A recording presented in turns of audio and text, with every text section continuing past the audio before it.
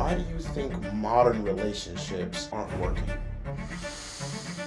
Because you can't change anyone. Can you handle their worst days impacting you being your best self? Ooh. Do you think if you were my age, you would be able to date in today's climate? Ooh. Because I believe in and because I've even seen with young people your age, I believe it's possible. I just do. I don't know if you've heard the expression, some people bury the hatchet with the handle sticking up. So when it's time to argue, they know where all the hatchets are buried. I feel like we should just take a moment to soak that in.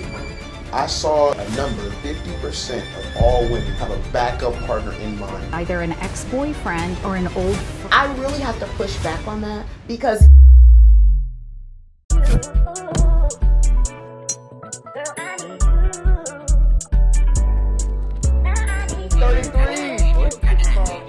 I'm 55, you 75.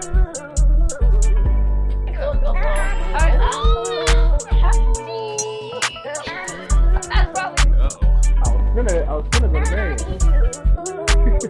See, it's just a flame somewhere.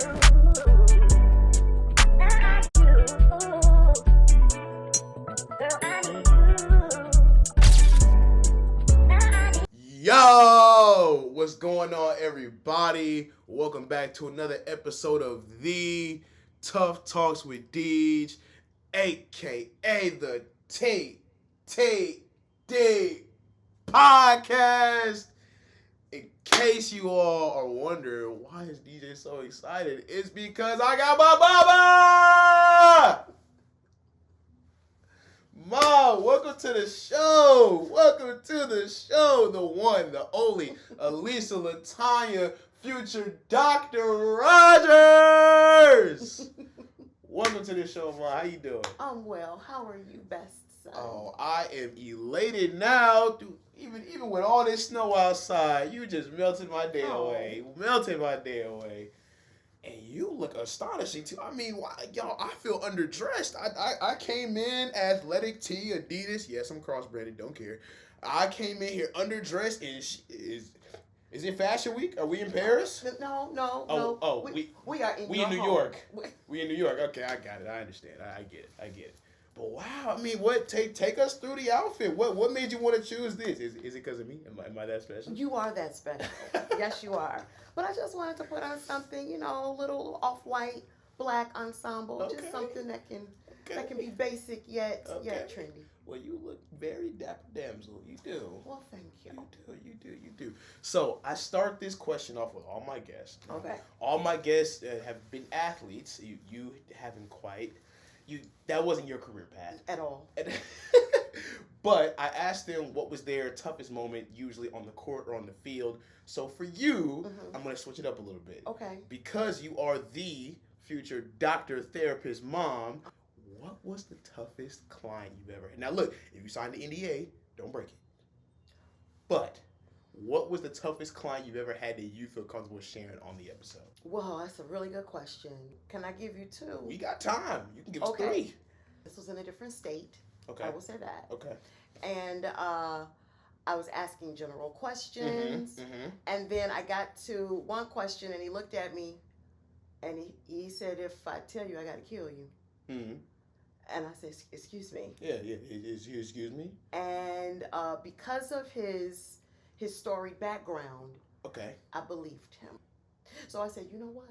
We're good. We're gonna pause right there, and we'll pivot. The second toughest client. Every time I asked this person a question, the response was, I don't know. So you need to imagine a therapeutic hour of 53 to 55 minutes. The client had different I don't knows. So after about a month. Oh, these were multiple sessions. These are multiple. I started to figure out a pattern of what the I don't knows meant. So I could start to translate, and then, and these were open-ended questions. So after that, I started to identify what her I don't knows meant, the cadence, the tone, and then we started to make headway. Okay. And we're in a good place now. Oh, okay. See, we love a good comeback story. So now that you told us your storied background, as a therapist, I kind of wanted to bring you on and fill you in and the audience in on why exactly I brought you, other than the fact that I want to show you off to the whole world.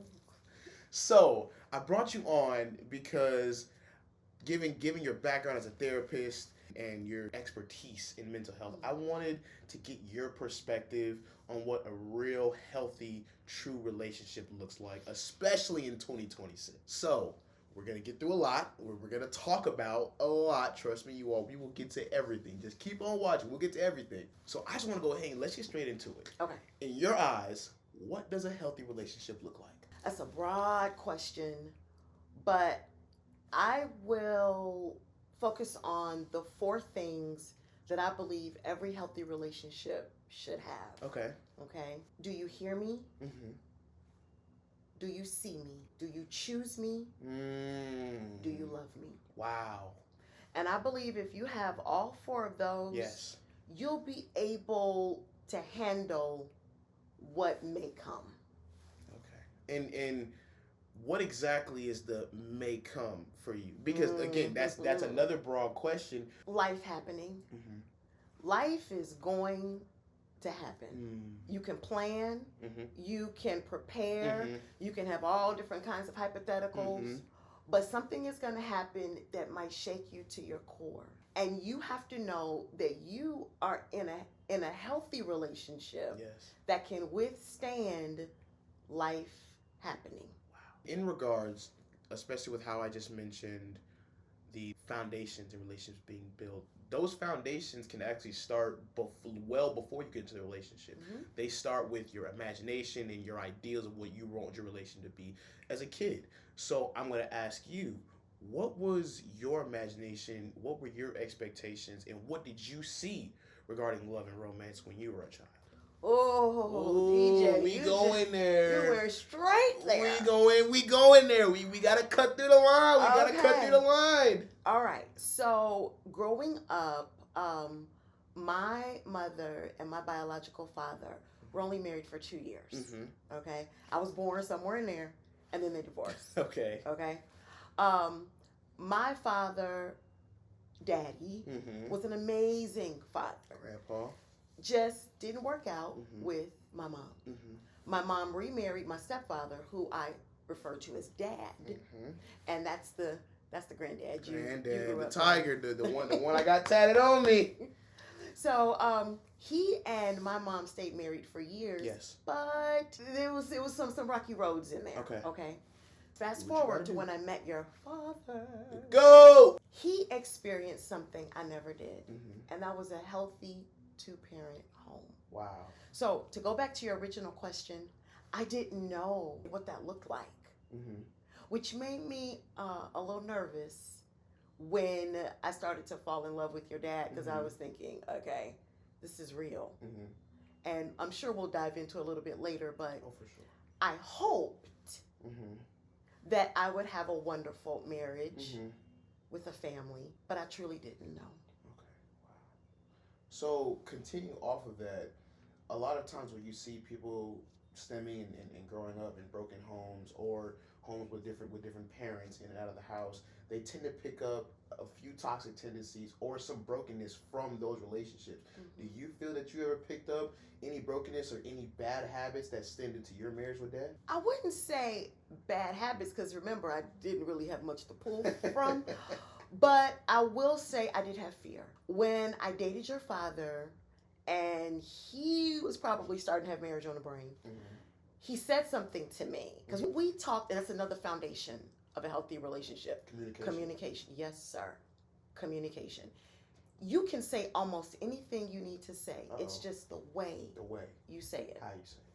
So your father and I, we were dating, just dating, college students, just dating. And he said, divorce is not in my vocabulary. And if you can imagine an old school record, right? I was thinking in my mind, okay, not that I wanted divorce, but because you've experienced that in the home. So that's all I knew. So that's in your vocabulary. That's in my vocabulary, right? That's all I knew. So, but your dad, your grandma, grandpa, rock steady, right? So to him, There is no divorce. Mm-hmm. We don't even go there. And in my mind, I'm thinking, well, I got news for you, buddy. we do need to go there in case of infidelity, abuse, and then your Which father he did none of. Your father looked at me and said, but since that will never happen, that's why divorce is not in my vocabulary. Mm-hmm. But then I had to deal with the other side of fear, which was, so how do I measure up into being a wife that is worthy of someone who only knows a healthy relationship through his mom and dad? So it's perfect you just brought that point up, which actually steps into my next question for you, which is, how do you balance the perspective of a healthy relationship, given the fact that you now have two great perspectives? The lens of a wife, because you're what, 30 plus years in the game now? 31 years in the game. And the fact that you also have the perspective of it from the therapist lens. So talk to me about, do you differentiate the two between your own personal experiences versus your professional opinion, or do those kind of get blended together because you've been doing both for so long? Oh, another good question. So let's start off with before I was a therapist, because before that I was in advertising. Your dad and I may have been married for about 10-ish years at that point. And I called your grandmother, my mom. Okay. And I said, best mom, I have a question. Is what Derek and I have normal? And she said, yes and no. So I'm waiting with bated breath. Because why was it both? Right. And she said, yes, what you and your husband have is normal because that's the way God designed it. But it's not normal if you look at the statistics and the divorce rate of being, give or take, depending on the year, 50 or a little over 50% divorce rate. So when she said that, I was thinking, okay, so what Derek and I have is special. Fast forward through the years, I become a therapist. I'm working with a lot of couples counseling, things like that. And I'm starting to realize that somewhere along the line, your dad and I figured out a way to get it right and keep it right. Wow, that's powerful. What do you think is the number one tool or trick that you guys were able to figure out to keep it right? I know Tina Turner said, what's love got to do with it? But love will only go so far. Wow. After that, you need to accept the person you're with. We cannot change people. So I would be remiss if I needed your father to be exactly like me, just a male version of me, and vice versa. So when we really accepted each other for who we were, for real, things became a lot smoother. Wow. So going back to what you said, I heard you mention earlier how you weren't always a therapist, you were actually in advertising. So talk to me a bit about that. Did you always know that therapy was gonna be the end goal? And if you didn't, what made you want to get into therapy? Okay, so we're gonna do a deep dive. Okay, I have usually been the friend that friends would come to. Okay. Fast forward through life, I did advertising, loved advertising, and then started to work for my alma mater. Started to be an adjunct instructor teaching advertising, basic advertising writing, advertising as communications, oral communication process, all that. No clue what you just said. And I also noticed that many of my students, because I taught at a private institution and a community college, I would notice a pattern of my students asking me, can I talk? Wow. And after hours? Oh yes, definitely. during my office hours. Okay. Right? And I noticed clearly for some of the things I was not a candidate to handle because I did not have a therapeutic background at the time. So I would refer them to university or campus counseling, which always came in clutch. But my students really enjoyed talking with me, venting, because what I didn't know then, because now as a therapist, even then I had unconditional positive regard, which is fancy schmancy for no judgment zone. Fast forward, I decided I was going to work on my master's. Actually, quick sidebar before we get back into that. Let's go back to that unconditional no judgment perspective. Is that a technique? Is that a tool? or is that just an aura or spirit that you have about yourself? How does one acclaim that? That should be unconditional positive regard, should be something that every professional therapist and counselor is taught in their graduate program. If you are judgy with your clients, they're going to feel it. And you're going to wonder, where's the disconnect coming from? Well, it's coming from you. Right. Because you're judging. Wow. So during the master's program, you are taught to reframe your thinking and have the mindset of someone who is there to help, not fix. People don't share things for many reasons, but two of the high flyers, one, people may not share if they think the other person cannot handle it. And two, they may not share if they think whatever they say may change the relationship. But if there's unconditional positive regard, that's a moot point. Wow. You just gave out some sauce. That's a little heavy right there. But continuing on with where you were saying. So we have to go back to before you were born.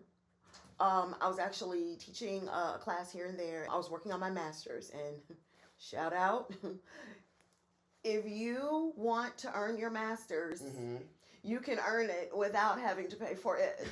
Okay? So I'm a PCC Eagle. So it just so happened I was working at a university, and they had tuition remission, where they would, if you worked full time, they would. Side note, did my mama just try to recruit me to the dark side? Well. Anyways, continue with your story. If you work so many hours, then they'll pay for so many hours of education. Okay. And during the program, I get pregnant. And long story short, won't get into the weeds, but I almost died having you, and you almost died at birth. I did. Okay. I was released from the hospital before you were. So while you were still in the hospital, I was in my last semester of my master's program. Wow. And I could have ventured off in one of those tracks of leadership in human service administration or clinical mental health counseling. But when I realized that my baby might die, nothing regarding my grad program mattered. Nothing. It was all about you. And I figured, okay, maybe I'll just quit. And I was talking to your father. He said, I don't think you should quit. And I said, you understand, my baby's in the hospital. I'm just going to quit. I had a 4.0. Wow. I went on. And your father said to me, you don't want to quit because you don't want to resent DJ later. Wow. You don't want to see as your son grows, you think about what you could have done. Wow. So why don't you do what you can and then celebrate DJ as well? Which again is another tool for a healthy relationship. Oh, we're straight shooters with each other. I love because that. He knew I didn't want to hear it, but he knew I needed to hear it. Right. Right? So that's when I said, okay, fine. What degree can I get now to check the box, wrap it up in a bow, and be there for my son? And then I realized I was only one semester out from the Leadership in Human Service Administration master's program. So I said, you know what? That's okay. I don't need to be a therapist. Went ahead, did that, and then wound up being selected as the commencement speaker for the student body. You were there as a what? As a 4-month-old in the audience. So after that, I started doing a lot of work in the community, doing a lot of pro bono work in the community. And people would still gravitate towards me. And then I remember telling somebody that was organizing something, I think I'll just talk to them. And she said, oh, hold on there. You need a degree and a license to do that.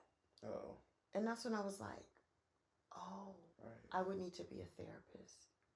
So I tabled it for years and years and years. And actually started working on a PhD in communications because I was being groomed by my alma mater to be a professor there.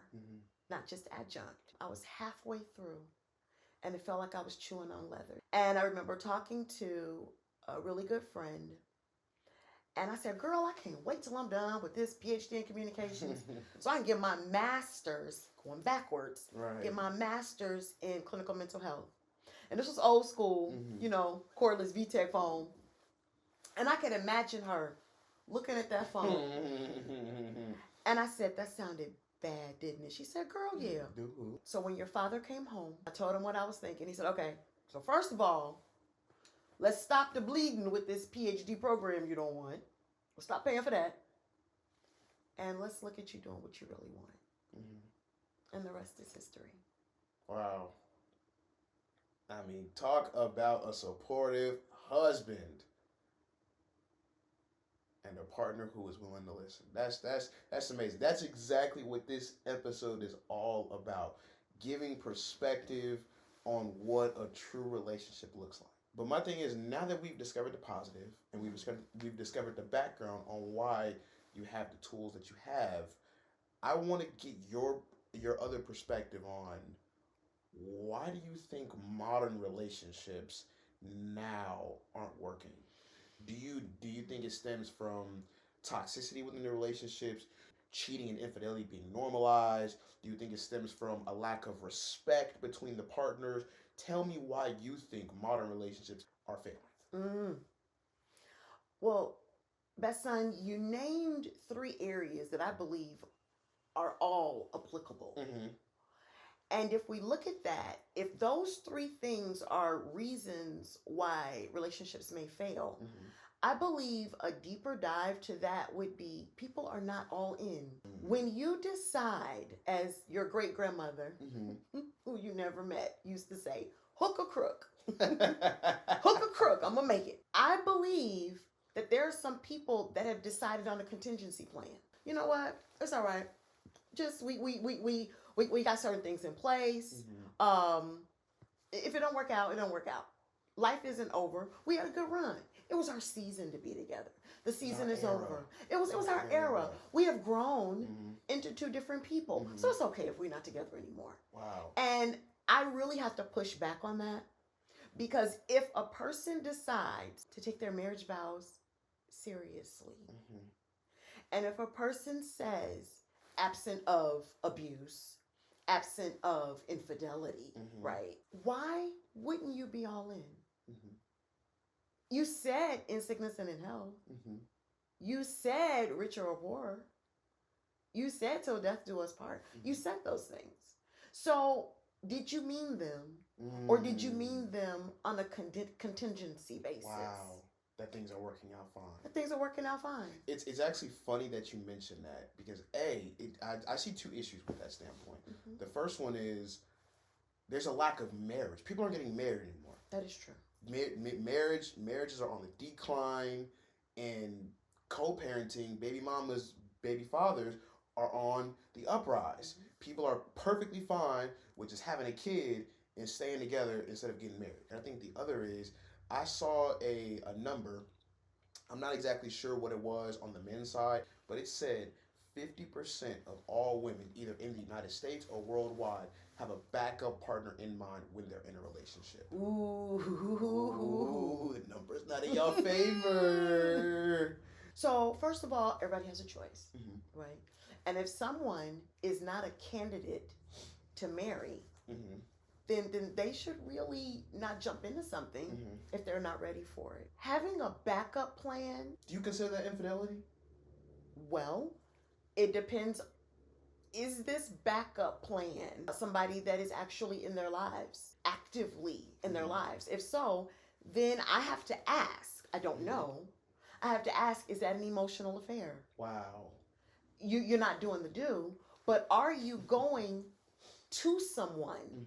Are you leaning on someone that is not your spouse? Wow.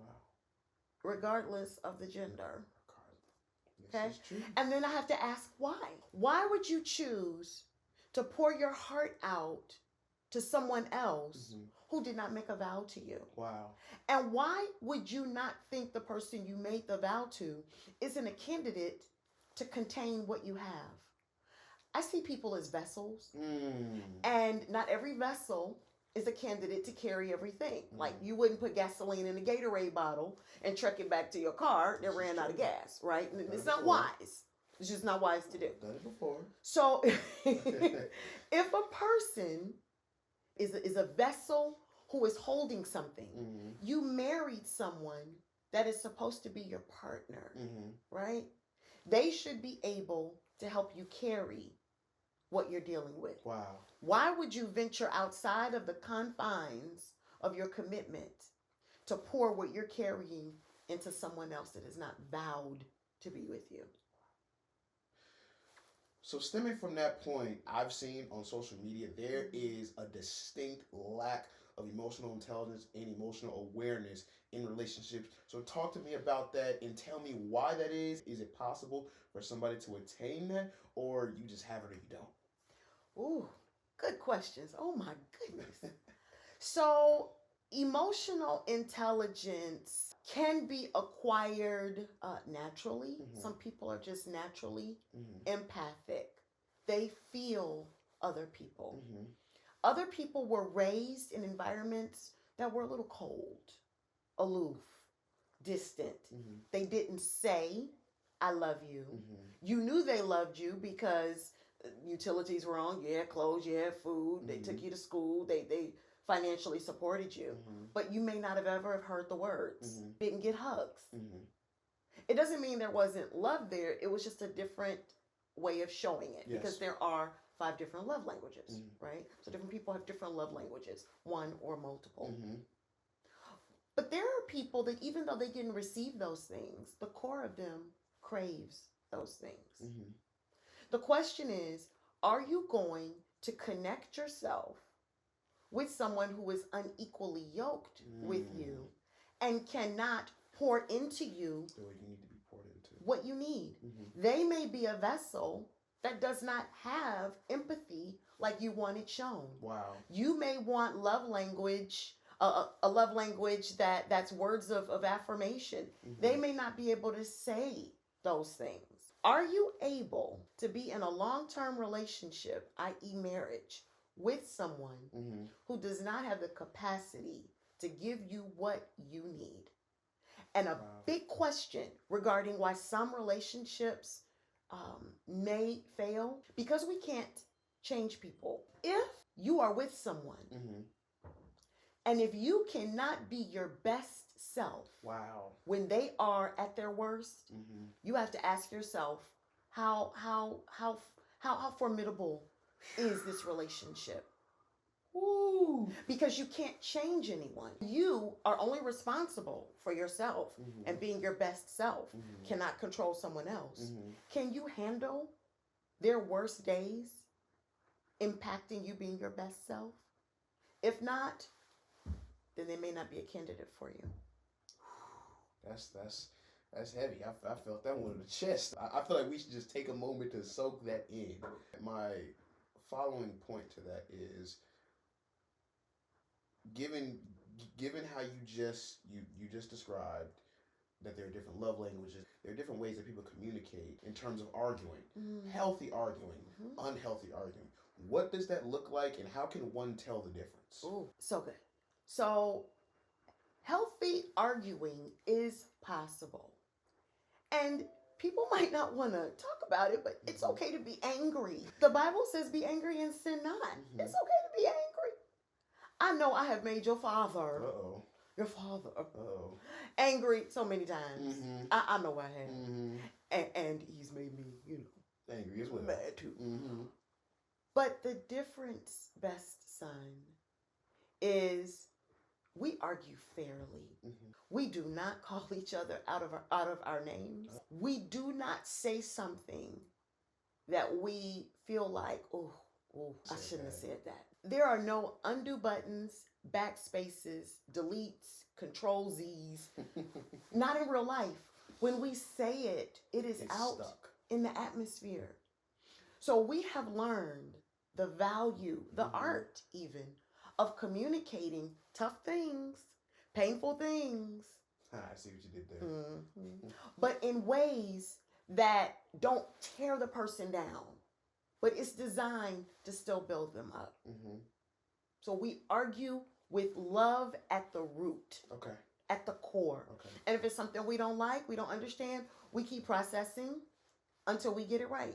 But we don't use our words as battle axes. And I don't know if you've heard the expression, some people bury the hatchet with the handle sticking up.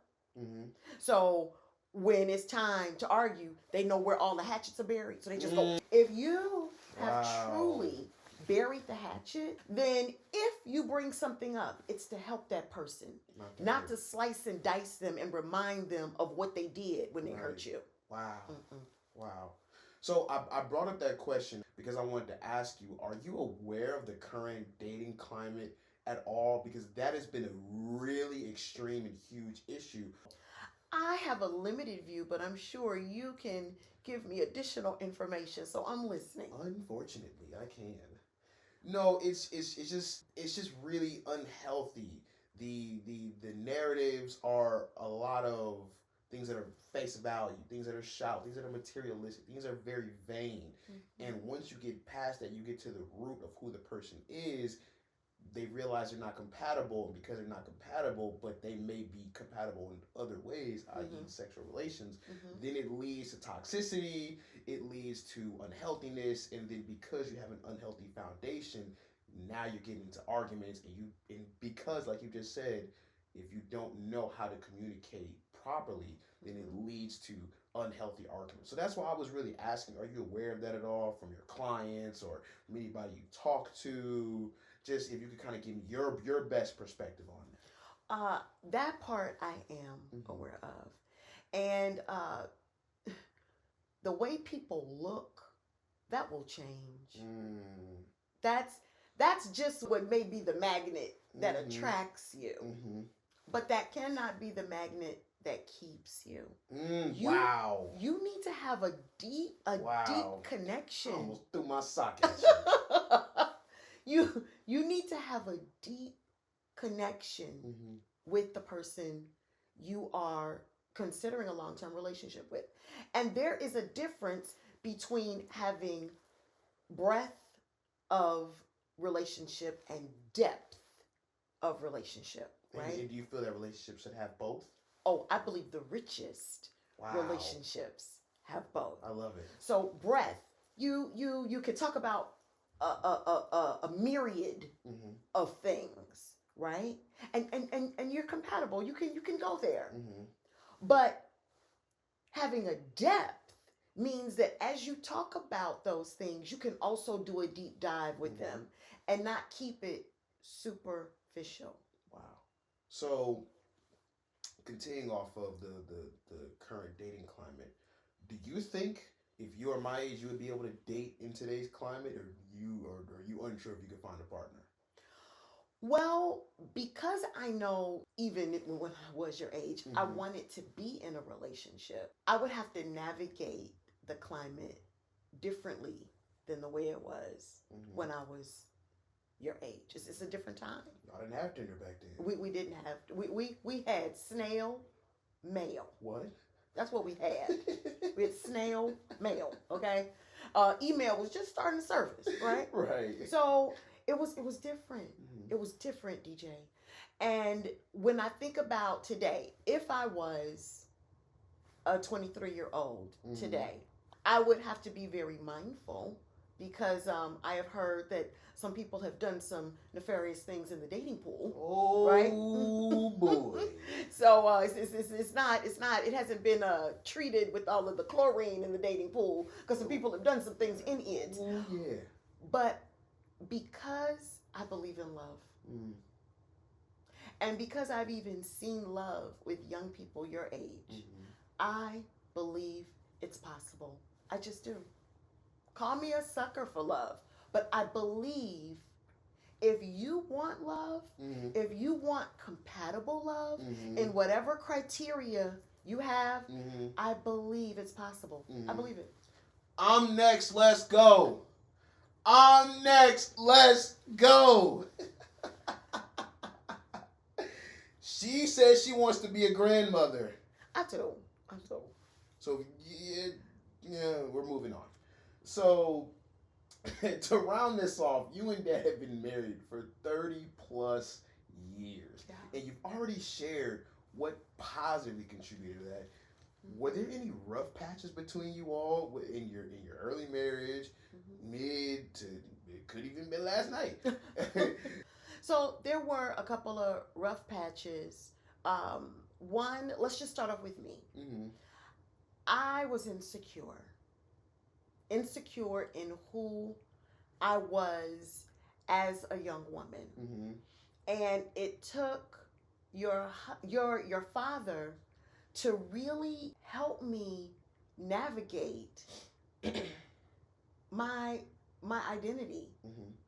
because I remember I'm still thinking through the lens of divorce, even though he said he Right. wasn't going to divorce, but that's Right. all I That's all grew you up know. with. So I was just thinking, oh, it's just a matter of time Mm-hmm. before fill in the blank happens, Mm-hmm. right? And I remember he would say things, and I would say, oh, you're probably thinking fill in the blank, and he would say, why would you think I would think that? Right. So we're going to even go years into the marriage. He said something, I don't remember what he said, and I said something, I don't remember what I said, but it was to the effect of him insinuating something negative. Mm-hmm. And he stopped. Your father stopped and looked at me and said, who hurt you so badly that you would think I would even fathom the thoughts in my mind, let alone say those words? Mm-hmm.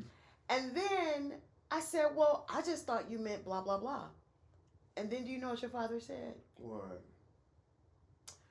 When I speak to you, Mm-hmm. I speak love to you. Melted butter. I was melting. I believe it. Okay. I believe it. So there were some hiccups, but it was an internal thing. Mm. I needed external validation to make me feel worthy. But what I needed was to build my internal validation regardless of what anybody else said to me or did.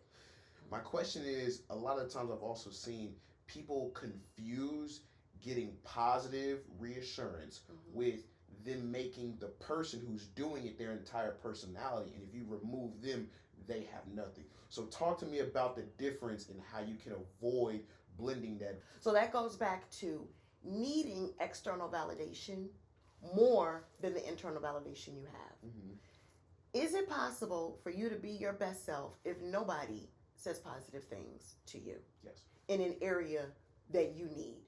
And if you feel as though you need the person's words more than you need the person, wow, then we got a problem. Right. Because now you're just going off of what they can give to you, which would be more of a transactional relationship as opposed to a healthy romantic relationship. So, Mom, I genuinely appreciate you coming on the show. But, before we leave, I know we listed all your accomplishments. There's one we left off, though. Uh-oh. You are an amazing and talented singer. Oh, DJ. Can you please sing for us to end off the show? It could be whatever you want. It could be Beyonce. Could be Rihanna. Could be Aretha Franklin. I don't care. Can you just sing to us to end off the show? What I have might not be much in the eyes of someone else. It might be limited by human frailty.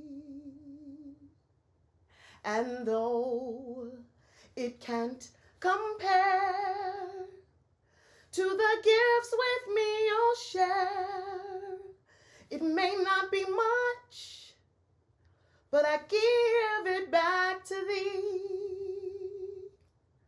I give you my hands so that I can clap your words. I give you my mouth so you can speak to me and tell me what to say.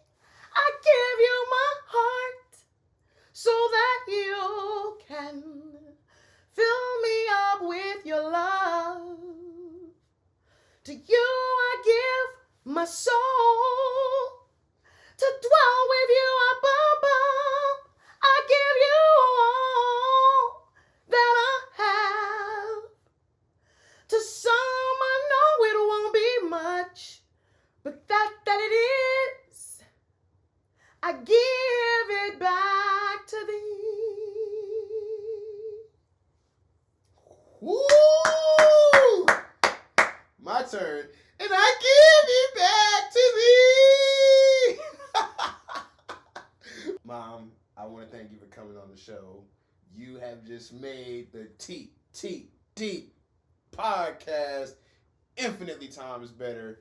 And I personally believe this episode will be one to be remembered. And I believe the people will enjoy it. I think the ladies will enjoy it. And happy Valentine's Day. Happy Valentine's Day, guys. I really hope you all enjoyed this special. Go out, spend it with a person you love, or spend it with your mama like I did.